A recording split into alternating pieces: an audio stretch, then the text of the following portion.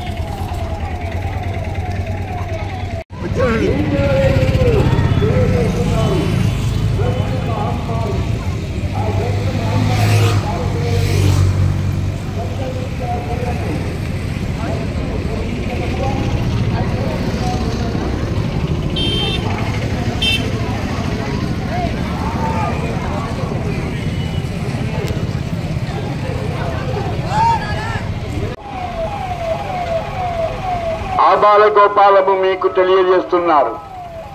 చదువుకుంటున్న చిన్నారులు, నేటి బాలలే రేపటి పౌరులు. డ్రగ్స్ వినియోగం హానికరం, డ్రగ్స్ వినియోగం హానికరం, ఆరోగ్యానికి హానికరం, మీ కుటుంబానికే హానికరం. ఆలోచించండి. మీ ఆరోగ్యానికి, మీ కుటుంబానికి హానికరం. ఆలోచించుకోండి. మీరు కష్టపడి వచ్చేస్తారు. మీ ఆలోచన గుర్తుపెట్టుకోండి.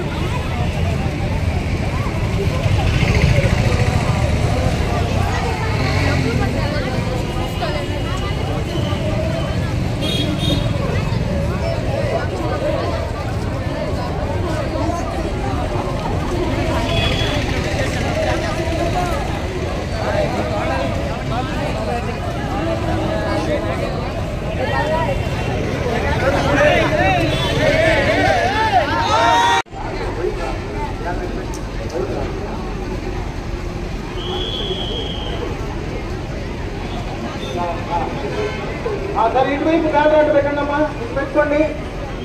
బ్యానర్ వెనకవైపు పెట్టండి, మైక్రోన్ దూరం రావట్లేదు.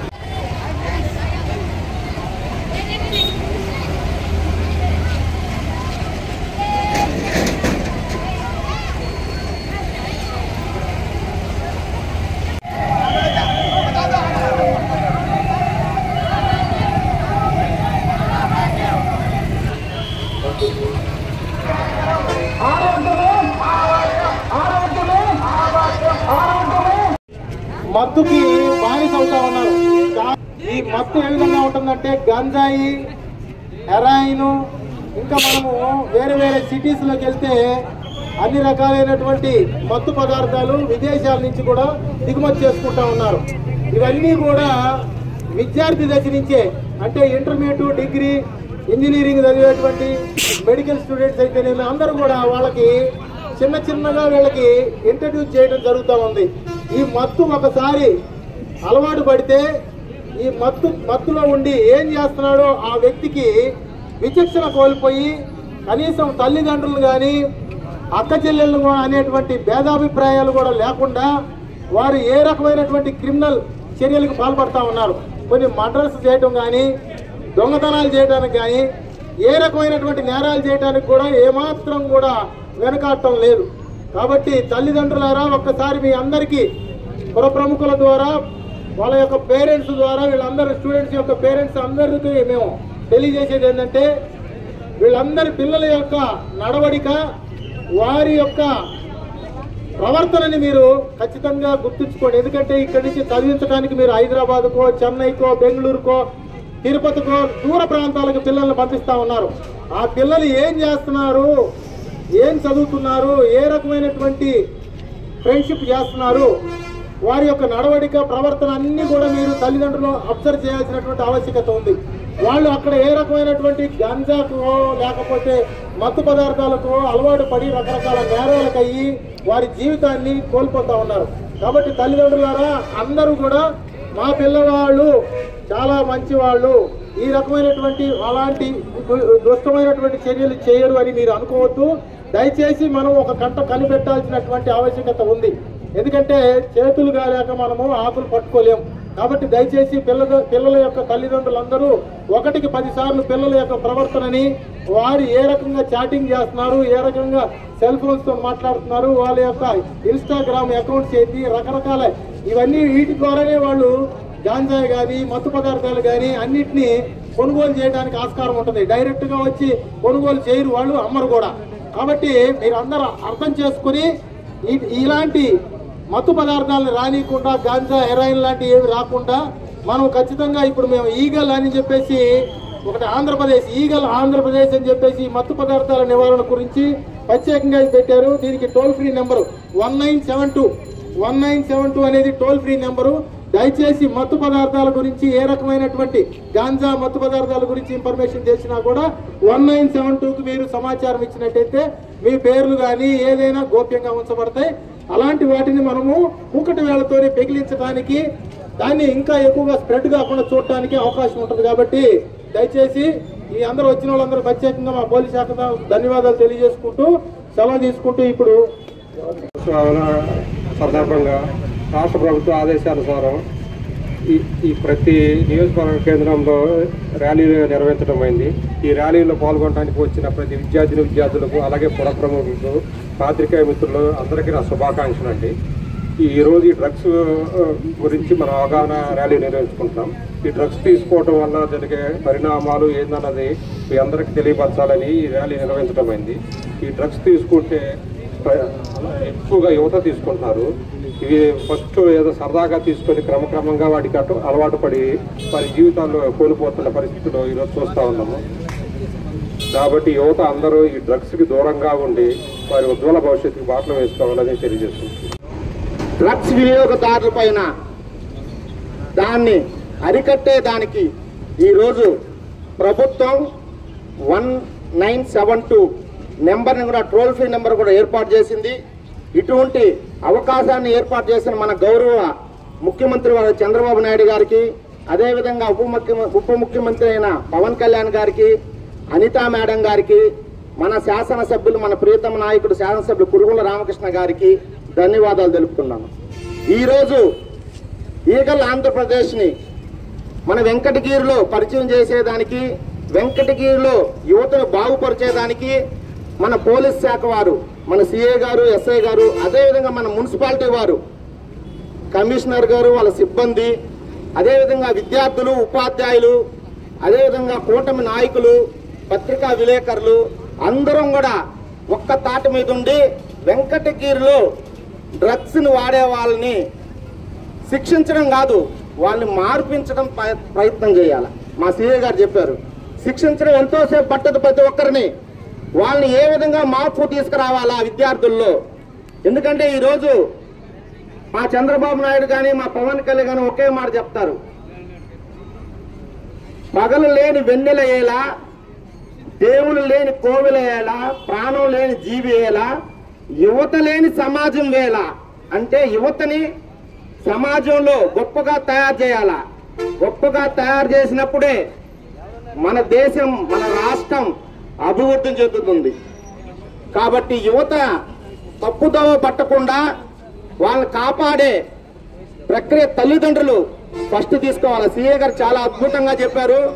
తల్లిదండ్రులు ఎప్పుడు పిల్లలు ఏం చేస్తున్నారు, వాళ్ళ ప్రవర్తన ఏ విధంగా ఉంది, వాళ్ళు ఏ వేళలో స్కూలుకు పోతున్నారు, ఏ వేళలో ఇంటికి వస్తున్నారు, వాళ్ళు ఏం చదువుతున్నారు, వాళ్ళు ఇప్పుడు ఆధునికమైన ఎన్నో ఇన్స్ట్రుమెంట్స్ అంటే సెల్లులు, ల్యాప్టాప్లు ఎన్నో వచ్చేసి ఉన్నాయి, వైఫైలు, ఇవన్నీ ఏ విధంగా వాళ్ళు ఉపయోగించుకుంటున్నారు అని ప్రథమంగా చూడాల. ఇది ఒక తల్లిదండ్రులే ఫస్ట్ మార్పు తీసుకురావాల్సింది తల్లిదండ్రులు, సమాజం తరువాత. కాబట్టి తల్లిదండ్రులు ప్రతి ఒక్కరూ వాళ్ళ బిడ్డలు డ్రగ్స్కి అలవాటు పడుతున్నారా లేదా అని. ఎందుకంటే ఆ యవ్వన దశ అటు ఉంటుంది. ఆ యవ్వన దశలో చాలా మంది కాసుకొని ఉంటారనమాట. రకరకాలైన చాక్లెట్లు ఇవ్వటం, రకరకాలైన బిస్కెట్లు ఇవ్వటం, వాళ్ళలో కలిపి డ్రగ్స్ని కలిపి బ్రౌన్ షుగర్, ప్రోటీన్ అటువంటి కలిపి ఇవ్వటం. అంటే వాళ్ళకి ఊరికే ఇస్తారు, మొత్తం వలేస్తారు.